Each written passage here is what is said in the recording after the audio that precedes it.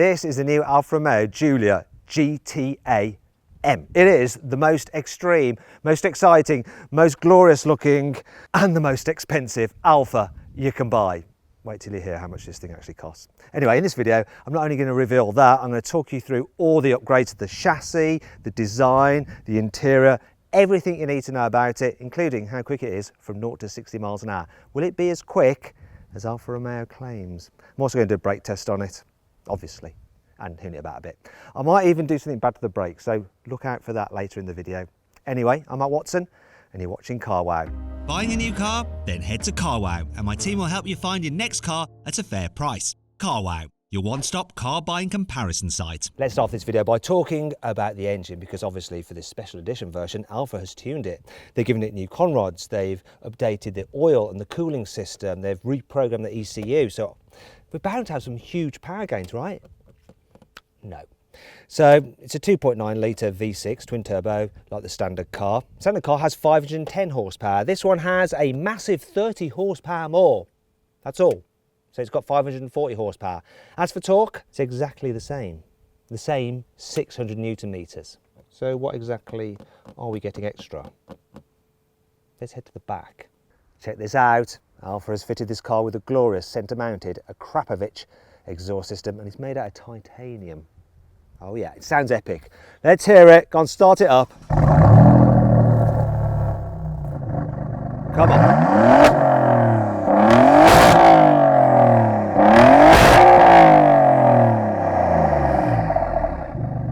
I'm pretty sure that's just perforated my eardrums. I'm not joking, that really hurt. Even though my ears are still ringing, I'm going to continue with this review because I'm a professional. So let's talk through the styling upgrades. So the GTAm has a redesigned, more aggressive front bumper. I mean, just look at it. And there's loads more carbon fibre on it than the standard car. And this front splitter, you can actually adjust it manually. It'll come out by up to 40 millimeters, depending on whether you want more downforce or a higher top speed. And all the vents, look, they're all real. They're all real. Thank God for that. Here at the sides, you've got more carbon fibre, such as for the door mirrors. And they've got the Italian flag on them as well. That's nice. The wings are actually carbon fibre, but you can't tell because obviously they're painted. You can tell there's carbon fibre for the side skirts though. And look, they've got little winglets on, and it says they're Sauber Engineering because Sauber is Alfa Romeo's Formula One engineering partner. So there, and there's more carbon fibre here over the rear wheel arches, and the wheels, 20-inch forged alloys, and they look awesome. Here at the back, the only changes I can spot are the fact that the Alfa Romeo badge is in black, and you've got a Giulia GTAm badging there, which looks like a sticker, but it's not. It's underneath the lacquer, thank goodness. Oh, and of course there's this big carbon fibre armrest, which doubles as a wing actually, and you can adjust it between 4 different positions. There's also this huge rear diffuser, which I think does actually diffuse the air, and every vent you see is real. Here on the inside, changed over the standard Giulia Quadrifoglio, include lots of Alcantara. So you've got Alcantara headlining, Alcantara on the door tops, Alcantara on the dash, green and white stitching, your GTAm badging up here. You've also got fabric door pulls. How GT car is that? And look, the carbon fibre has a matte finish rather than gloss in the standard car. Other things to note, of course, the seats. So you've got carbon fibre bucket racing seats from Seabelt, and you have 6-point racing harnesses. Ugh. But if you can't be asked to put them on when you just go in the shops, thankfully there's a normal seat belt as well. That's not all though. This car is number 320 out of 500. That's right, only 500 GTAs and GTAms will ever be built, and that's combined, by the way. Now the GTA is slightly less expensive. It'll save you about £5 if you go for that car instead of this GTAm. Either way though, they're both really, really expensive. So this car, £155,000. You serious? That's nuts, isn't it? Now you can save yourself a whole bunch of cash and just go for a standard Giulia Quadrifoglio. In fact, you can save even more if you check out the pricing through CarWow. So click on the pop-out banner up there or follow the link in the description to see how much money you can save on a Giulia Quadrifoglio through CarWow. That said, this GTAm does have a lot more extra kit on it, and I'm going to continue with the review now. As standard, this car comes with carbon ceramic brakes. So you've got 390mm discs at the front, gripped by 6-piston calipers. At the back, 360mm discs gripped by 4-piston calipers, and they can take an absolute beating. In fact, I was hitting this car around track, and they got so hot that you've got flames coming from the pads. Yeah, didn't harm them though, it was absolutely fine. Anyhow, let's get on with the brake test. Right, let's do a brake test. Full emergency stop from 60 miles an hour. Here we go, here comes the stop. Oh, right, so that stopped from 60 in 34 metres, which actually is so-so. They're carbon ceramics. They need to get some heat into them to perform as best as they can. Maybe if it was on steel brakes, it'd stop a bit quicker on that one instance of stopping, but obviously on track, carbon ceramics, much better option. Let's run through the upgrades to this car's chassis because there are loads. So the suspension's been lowered, you've got stiffer springs, you've got recalibrated adaptive dampers, and you've got stiffer anti-roll bars at the back and the front. Alfa has made this car wider, so there's been a 50mm increase in the width of the track at the back and 25mm increase at the front. The steering has also been reworked to make it more responsive. So you can go from lock to lock in just 2 turns. You've also got Michelin Pilot Sport Cup 2 tyres as standard. There are some other key changes as well. The rear doors are not made out of metal, they're made out of plastic. So too is the back window and the rear door windows. And then look in here, there are no back seats. Instead, you've got a half roll cage, these nets there which will help secure your helmet firmly in place. And then you've got a fire extinguisher. How motorsport is all of that? All right, let's see what this GTAm is like to drive. Well, engine's mega. Wow. It just revs so freely and it just sings so loud. Great noise. And it's responsive. And when you're in manual mode, this gearbox is quick, it's on it. It's not the fastest, but it's fast enough. Steering though is a highlight. This thing just darts into corners and it's so precise and it goes exactly where you want the car to go. There's loads of front end grip. And the car just remains nice and flat through the bends, yet the suspension doesn't feel overly firm, it's fluid. And the rear axle works really well to dig down and hook you up and power you out the bends. This is such a great all-round package. I thought it'd be like hard and bouncy on the road, but somehow it actually seems to go down the road better and more relaxed than the standard Quadrifoglio. I don't know what they've done. It's like some kind of Italian witchcraft. Do you know what I think it is?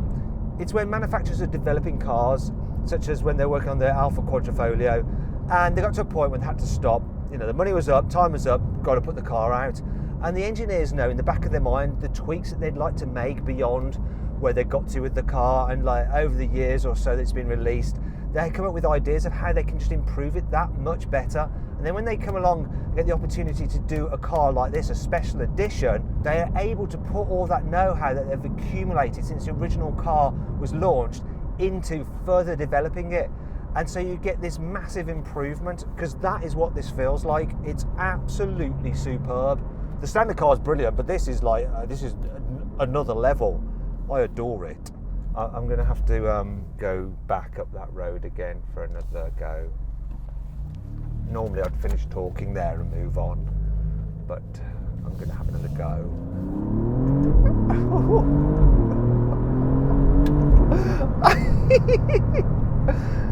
So good! It makes my BMW M3 competition feel a little bit like, and that's a great car. It's not that the BMW M3 is in any way, shape or form bad, it's really, really good. It's more the fact that this just has a little bit more theatre, it just feels a little bit more on it, and I think it goes over the road better. You'd think that this would just be like track only and then you're going to feel like it's really compromised on the road, but it's not. It works on the road so well. Question is though, what's it like when you're just cruising around? Well, you know what, I'm going to put this into drive, I'm going to go into normal mode, slacking off the dampers now, it's all just a bit chilled. And if I'm brutally honest, it's slightly louder than the standard Quadrifoglio, which isn't the quietest car in its class anyway. It's a bit more road noise, but it's not unbearable, it's fine. It's way better than something like a Porsche 911 GT3, which is just a constant din when you're driving at the motorway. This is much more livable. And the gearbox, being a torque converter automatic, it's good at just cruising. It just sloshes the gears together really well. It's actually an easy car to daily, much easier in terms of the driving experience. Obviously there's no back seats. I think the only thing is the carbon ceramics, which take a bit of getting used to. They're not bad by carbon ceramic standards, but they're just not quite so progressive, and you don't feel as in tune with them as you would do the steel brakes on the standard car. They're a bit grabby at times when you just first press them like that. It's not the smoothest. Might make your passengers feel sick. I say passengers, you can only have one in there. What am I talking about? Oh, there we go, yeah. Oh, and they sometimes make that groaning noise. Obviously, practicality is compromised with this car. Thankfully, if you do need some rear seats, just get the normal GTA because it doesn't have them removed and there's no roll cage in the back or anything like that. It's fine. There is one problem though. Look at this. There's some bracing there. So that does affect the boot ever so slightly and what you can carry in this car. And that brings you on to 5 annoying things about the Alfa Romeo Giulia GTAm. Bizarrely, for a track-focused car such as this, you can't turn the stability control all the way off. Even when you put it into race mode, it's still there, just in the background working away. And that means that you can't do the biggest, smokiest drifts like you can in a BMW M3. I know this car is a limited edition, so it should hold its value pretty well. But £155,000 for a Giulia Quadrifoglio is a bit tough to swallow. It's like 2 times the price of the normal car, and it's more expensive than a Porsche 911 GT3, which quite frankly is better to drive. If you wear the 6-point harness, you still have to have the normal seatbelt plugged in behind you, because if you don't, it doesn't recognise that you're secure, and so the seatbelt warning will bong as you're driving along on track, which is ridiculous. It's a shame you can't actually roll the rear windows down, because that way you'd be able to hear the exhaust even better.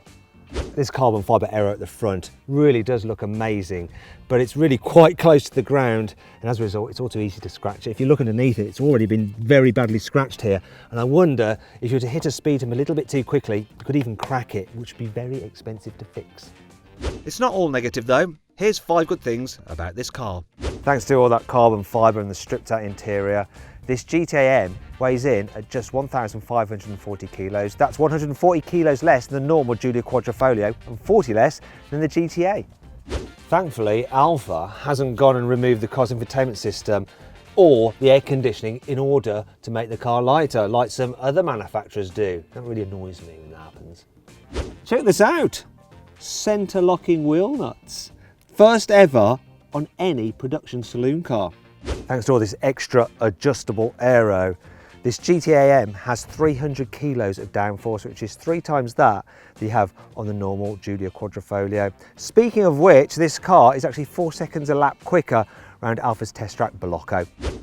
Alfa Romeo enlisted the help of its Formula 1 racing drivers Kimi Raikkonen and Antonio Giovinazzi to help develop this car's chassis. Speaking of racing drivers, you can look like a pucker racing driver yourself, because you can get GTA racing overalls and a helmet if you buy this car. Right, let's see how quick this thing really is from 0 to 60 miles an hour. Specialist timing gear, will not lie. Can it really do 3.6? Not if I do it like that. Right, no, 5.32. I think I'm going to have to put it into dynamic mode to stop the spin. Right, let's try again.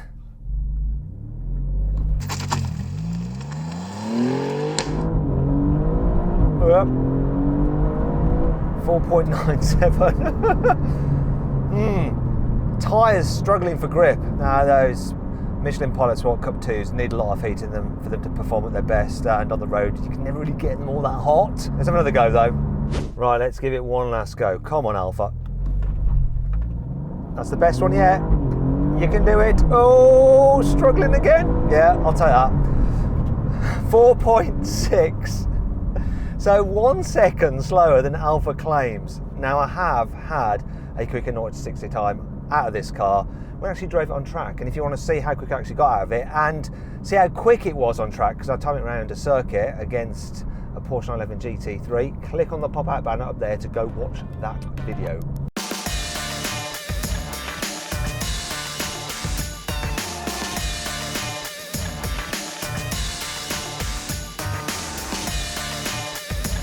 So then, what's my final verdict on the Alfa Romeo Giulia GTAm? Should you avoid it? Should you consider it? Should you shortlist it? Or should you just go right ahead and buy it? Well, I think for most people, even though it's an awesome car and I love it, you should avoid it. For £155,000, you can get some better cars. However, if you're loaded and you've already got quite a sizable car collection, you should definitely buy this car and add it to your garage.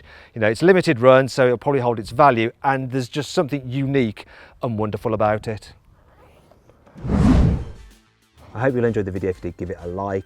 If you're a regular viewer who hasn't yet subscribed, what are you waiting for? Do it, okay? Helps us get cars like this.